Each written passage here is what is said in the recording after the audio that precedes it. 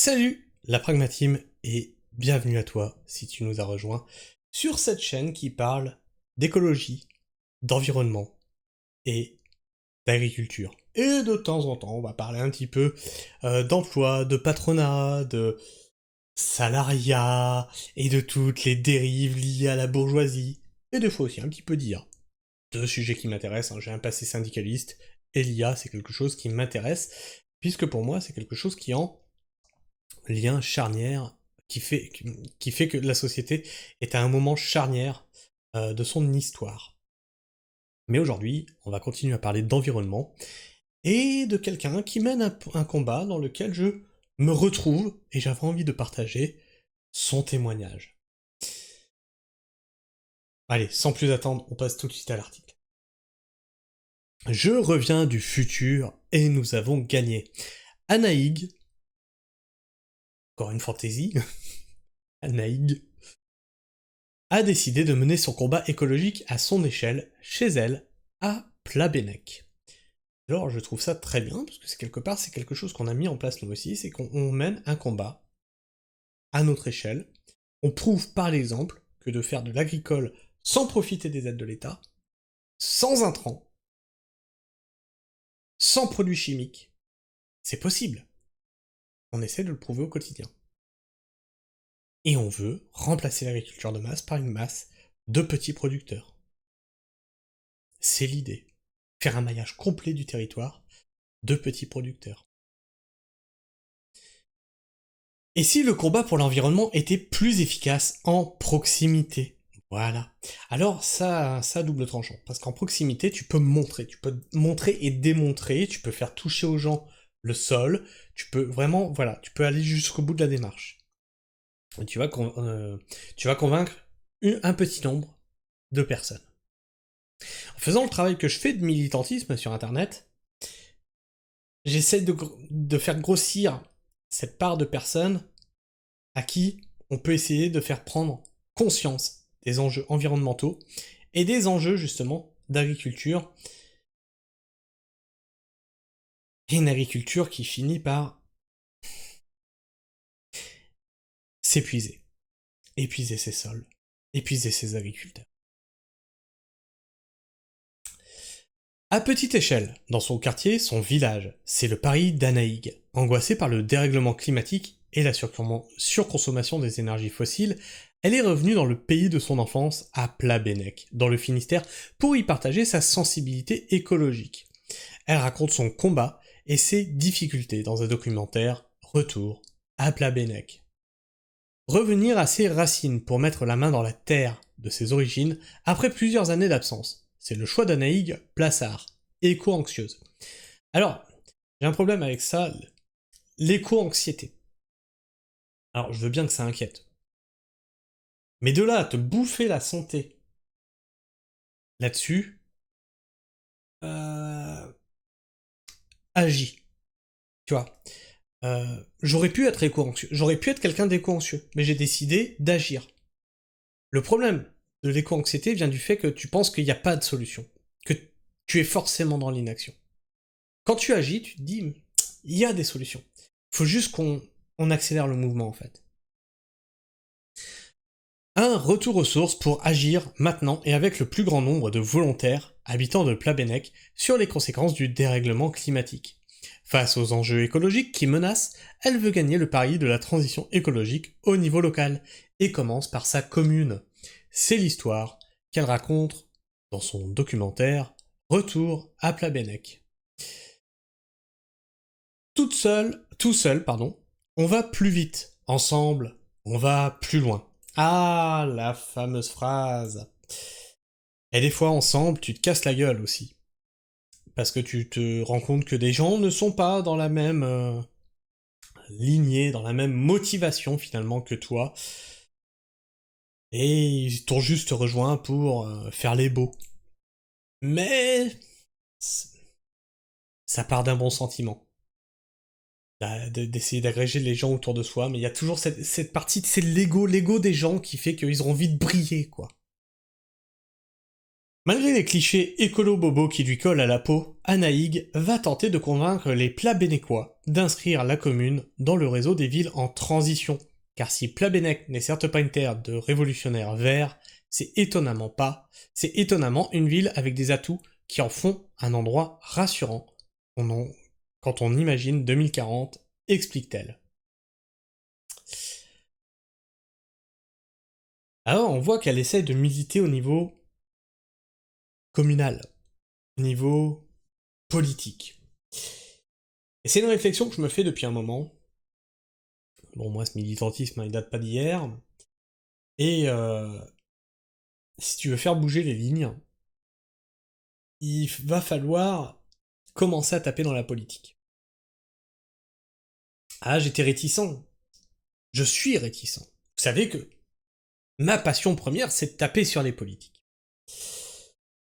Ma passion première, c'est de taper sur les politiques. Ces bourgeois de merde qui ne pensent qu'à leur carrière. Malheureusement, ou heureusement, si on veut faire des... Tu sais, je t'ai dit, tiens, tu commences par un petit...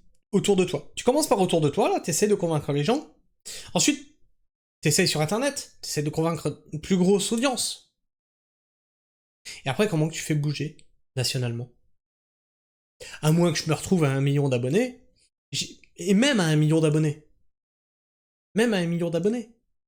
Il y en a qui vont écouter le discours. Mais qui va se mettre en action? Réellement. Qui va se mettre en action réellement? Une infime partie de mon audience. Une infime partie de mon audience. Et là, tu te dis, ben, peut-être qu'il faudrait construire un parti politique pour essayer de faire bouger les lignes. Et un jour, je vous raconterai comment j'ai rencontré un parti politique qui utilise les mots pragmatisme contre le dogmatisme. C'est marrant, c'est les mots que j'utilise sur la chaîne. Permaculture pragmatique, on va contre les dogmes, qu'ils soient politiques, qu'ils soient écologiques, qu'ils soient permacole.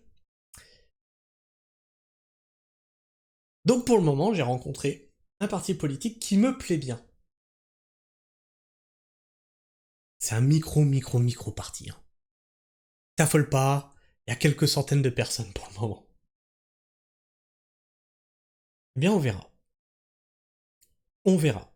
Parce que moi, tu sais, je m'enflamme pas tout de suite. Pour le moment, je regarde ce qui se passe, je regarde ce qu'ils racontent, je regarde ce qu'ils disent, je regarde ce qu'ils entreprennent. On verra si on va plus loin. Mais je dis pas, il y a une petite histoire d'amour. La crise du pétrole, particulièrement, semble concerner tous les habitants de la commune. Élus, agriculteurs, commerçants, chasseurs. Anaïg va naturellement à leur rencontre. Tiens, je t'invite à essayer de deviner. Mets-moi dans les commentaires si tu as trouvé de quelle partie je parle. Ça m'étonnerait que tu trouves, vu qu'il est microscopique dans le paysage politique.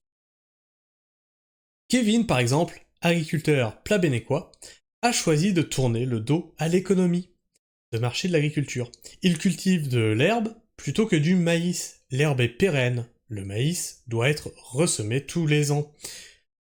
Ouais, pour nourrir les animaux, oui, parce que bon, le maïs c'est certainement pour faire de l'ensilage, mais si tu veux nourrir les gens avec de la végétation, bah, tu vas pas faire pousser de l'herbe. Sans opposer les agriculteurs conventionnels et les agriculteurs bio de la région, ils s'interrogent. Où on va aller chercher l'énergie si la décroissance est subie? Voilà. Là, tous ceux qui me parlent de tracteurs, de motorisation, d'outils agricoles dans des démarches, tu vois, dans des démarches comme la mienne, c'est-à-dire, oh, mais j'installe ma micro-ferme, mais je vais aller chercher les aides de l'État. Mais je vais m'équiper en tracteur, en machin et tout. Alors qu'on sait, juste écoutez Jean Covici, on sait qu'il va y avoir un moment, une décroissance. Et je suis dans cette démarche de décroissance. D'avoir une solution moins consommatrice en pétrole, moins consommatrice en énergie même physique, moins tout en fait. Une vraie décroissance. Moins consommatrice en matériel, etc., etc. Moins consommatrice en pétrole, en pognon. Quand tu commences à t'installer et te dire « je vais aller chercher des aides », c'est déjà qu'il y a un problème. Tu deviens dépendant du système. Tu deviens dépendant du système. C'est loin, très loin de toute autonomie. Vous savez que je vous avais parlé de l'autonomie, tout ça, j'étais dans cette démarche-là. Maintenant, je vais plutôt vous parler de décroissance. Je crois que j'ai passé la phase autonomie, en fait. Maintenant, je suis plutôt dans une phase de décroissance. S'il faut revenir à l'âge des fossiles et de la scie à bûche pour entretenir les champs, beaucoup vont tomber des nues. Ah, ça c'est clair, surtout s'ils n'ont jamais tenu une faux dans les mains. Parce qu'une faux, c'est technique. Hein. Alors tu peux te dire, hein, c'est un manche, une lame, machin et tout. Non, non, le geste est technique. Donc si t'as jamais utilisé la faux, ça risque d'être rigolo. Ah, on va rigoler aussi s'il y en a qui doivent aller couper du bois pour se chauffer. Sans tronçonneuse, ça risque d'être marrant ça aussi. Même moi là, je risque de rire, parce que pour le moment, le bois, je l'ai toujours fait à la tronçonneuse. Hein. Décroissance, oui, mais comment? Soutenir des projets d'économie locale pour la commune. Ariane, directeur d'un supermarché de Plabennec, y est sensible également. Une grande partie des achats des Plabennecquois se font dans son commerce, mais il est convaincu qu'il faut avant tout maintenir la vitalité de Plabennec grâce à l'emploi, notamment. Et la décroissance économique ne va pas dans le bon sens, selon lui. Pourtant, à 5 € le litre de gasoil, faut bien s'interroger, convient-il. On n'est pas à 5 € le litre, là. Hein. Mais quand il sera à 5 €, il faudra peut-être commencer à s'interroger. Alors, voilà. Pour vous dire, sur l'exploitation pure. Hein. Le gasoil, il peut monter à 3 €. J'en ai une utilisation minime. J'en ai une utilisation minime sur l'exploitation. Et encore aujourd'hui, on a des panneaux solaires pour la maison. On utilise très peu parce qu'on est raccordé à EDF. On se demande si on va pas déplacer les panneaux solaires au terrain pour avoir une source d'énergie électrique plutôt qu'un groupe électrogène, tu vois. Parce qu'en ce moment, actuellement, c'est le groupe électrogène qui nous fournit l'électricité pour les pompes. Donc là, on diminuerait encore, tu vois, notre consommation d'essence sur le terrain. Là où c'est un peu plus casse-pied, c'est que quand tu t'installes, faut aller les chercher, les clients. Donc faut aller sur les marchés. Et là, par contre, dans le camion, si ça augmentait à 3 €, là, on serait un petit peu emmerdé quand même, parce que là, c'est vraiment un poste de dépense important. Comme on fait beaucoup de marchés, comme on doit se déplacer, bon bah tu fais un aller, tu fais forcément le retour, ça c'est emmerdant. Parce qu'il est très difficile en fait de faire venir les gens à la ferme. Très difficile. C'est pour ça que je vous dis, il faudrait remplacer l'agriculture de masse par une masse de petits producteurs. Comme ça tu te retrouves avec des producteurs à quelques minutes, à pied ou à vélo. C'est ça le projet. Moins d'essence. Si je dois licencier pour faire du 100% local, ça n'est pas envisageable. Mais pour les produits de la mer, par exemple, rien ne nous empêche de prendre les vélos pour faire 50 km qui nous séparent du littoral. Alors ça vaut pour toi. Nous, on a 150 bornes du littoral. 200 peut-être même. On fait comment? On s'en passe, tu me diras. Jean-Jacques, éleveur conventionnel, raconte avoir toujours su s'adapter dans la profession. Et ce, depuis des générations. Le monde évolue, et les gens aussi, dit-il. Il n'est pas pour la décroissance, car c'est ce qu'il craint. Car ce qu'il craint, c'est la délocalisation. Malheureusement, si on produit moins, d'autres ailleurs ne se gêneront pas pour le faire. Notre agriculture risque la délocalisation. C'est pas faux non plus. Hein. Mais la Terre est ici, s'agace-t-il. Demain, il devrait y avoir des technologies qui n'existent pas encore et qui permettront de produire, dit-il. Voilà, le technosolutionnisme à chaque fois. Hein. Mais il conçoit qu'au terme technologie, il est préférable de parler d'innovation. On est dans un monde aux matières finies. Hein. Au bout d'un moment, on pourra plus construire quoi que ce soit. Hein. Le fait d'améliorer la performance carbone de l'exploitation, ça améliore aussi la performance économique. Voilà, bah ça par contre, on est raccord. Le fait que tu utilises le moins possible d'intrants, que tu utilises le moins possible de pesticides, d'engrais, de pétrole, forcément tu t'y retrouves économiquement. C'est des dépenses que t'as pas à faire. Mais si les gens continuent de consommer comme avant, on va voir nos agricultures délocalisées. réfléchir à une consommation différente. C'est la question que se pose Bleuhen, agricultrice bio à la ferme de Kirio. Par exemple, pourquoi pas d'achat groupé pour les produits qu'on ne trouve pas dans les magasins locaux, s'interroge-t-elle. La dynamique citoyenne a atteint quelques objectifs, mais on ne peut pas toucher à la société civile par nos idées, et je ne suis pas doué pour la confrontation, avoue-t-elle. Bleuhen n'est pas contestataire, et pour elle, c'est difficile de convaincre à tout prix. Elle avance avec ses convictions et à son rythme. On a atteint quelques objectifs, mais on est loin d'avoir touché la société civile par nos idées. On stagne, dit-elle. Voilà. D'où ce que je vous disais, ma réflexion sur est-ce qu'il faudrait pas, au bout d'un moment, qu'on arrête cette écologie politicienne et que justement on impose nos idées en créant des partis politiques. Un parti politique qui nous réunirait. J'ai l'impression de faire quelque chose à mon échelle, pas que pour moi, pas pour gagner des sous, pas parce que je suis une entrepreneuse, mais pour améliorer notre commune, notre quartier. Et ça ressemble énormément à notre discours. On n'a pas fait ce métier pour s'enrichir. Ah bah non, hein, tu fais pas ce métier si tu veux devenir millionnaire. Ça marchera pas. Tu vas te taper des heures et tu vas gagner un salaire de misère. Maraîcher, c'est ça. Alors, t'as quelques exceptions qui sont des fois très médiatisées, qui gagnent bien leur vie. Ouais, c'est des exceptions. C'est comme les artistes. Il y a des artistes qui gagnent bien leur vie, mais la majorité, ben, ils sont même pas connus. Donc c'est ça qu'il faut vous dire. Ça, c'est comme rentrer dans les ordres. Tu vas le faire par conviction.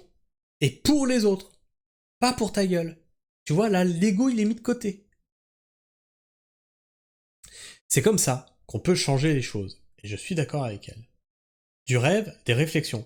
Pas de polémique. Ses opinions politiques, Anaïg ne les met pas en avant. Car les actions à mener, étape par étape, s'adressent et concernent toute la commune. Elle souligne qu'elle ne s'inscrit pas dans une démarche d'opposition, mais dans une nouvelle démarche de participation et de communication. Même si le ni gauche ni droite, timoré à force de consensuel, ça me fait peur aussi, dit-elle. La sagesse de son père saura peut-être la rassurer. Une conviction satisfaisante, c'est une conviction que tu cultives dans ton jardin secret, lui dit-il.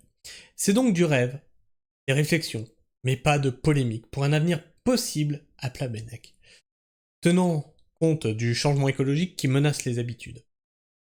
Je, devenu nous. Aujourd'hui, Anaïg s'est installée à Plabennec. Elle entretient des relations constructives avec les habitants de Plabennec, avec ses voisins et ses amis. Et la bobo des villes à la campagne s'en réjouit, car aujourd'hui, elle garde espoir de passer du je au nous, dit-elle. Mais tu vois, vous m'avez vu beaucoup taper sur les bobos. Mais les bobos qui arrivent en ville, qui arrivent en campagne, et qui veulent tout révolutionner pour avoir le même confort qu'en ville, en fait. Ils veulent pas changer leurs habitudes, réellement. Là, moi, une bobo comme ça, j'en veux. Hein. Mais qu'elle vienne s'installer à côté de chez nous. Hein. Mais là, on va matcher 100%. À la rencontre de son avenir. Le 29 septembre, Anaïg organise un goûter sous le thème « Le futur a besoin de vous ». Il y aura des projections de films, des jeux, des ateliers, et tout le monde est invité à venir à la rencontre de son avenir.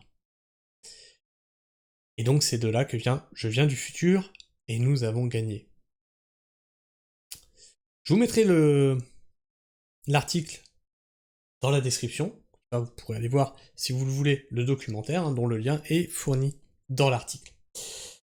Je sais pas ce que vous pensez de tout ça, la pragmatisme. Moi, des actions comme ça, des micro-actions un peu partout comme ça en France, ça me réjouit. Pour de vrai, je trouve la démarche géniale et ça devrait être plus médiatisé. Des actions comme ça, des actions comme la nôtre. Pas moi, je m'en fous d'être médiatisé, je m'en branle. Mais des actions comme ça, qui vont dans ce sens-là, qui vont dans ce qu'on dit, médiatisez-moi ça maximum. Enfin bref. Dis-moi ce que t'en penses dans l'espace commentaire. Puis, tu sais, ma chaîne est encore démonétisée jusqu'au 1er octobre. Donc, si tu veux soutenir la pragmatisme, tu peux partager autour de toi la pragmatisme, la faire connaître cette vidéo, faire connaître la chaîne, ou sinon, tu peux m'aider de façon financière. Alors pour soutenir la chaîne, c'est facile, c'est sur mon Tipeee. Pour soutenir l'exploitation, pour t'investir dans l'écologie, pour t'investir vraiment dans quelque chose qui a du sens, tu peux donner sur ma cagnotte Mimosa. En ce moment, il y a un crowdfunding pour pouvoir améliorer justement notre production, pour pouvoir nourrir encore plus les autres. Je laisse découvrir ça, tous les liens sont en description. Pour le reste, hein, tu connais la musique, tu t'abonnes, tu likes, tu partages, tu cloches, et tu vérifies, t'es encore bien abonné, si tu ne l'es pas déjà. Et si tu ne l'es pas, t'appuies tout de suite sur ce bouton abonné, t'es à la fin de la vidéo. Je vous fais la bise à Pragmatim, prenez soin du sol, faites-moi plein d'actions comme ça, là, sur tout le territoire français, et restez pragmatique. Ciao.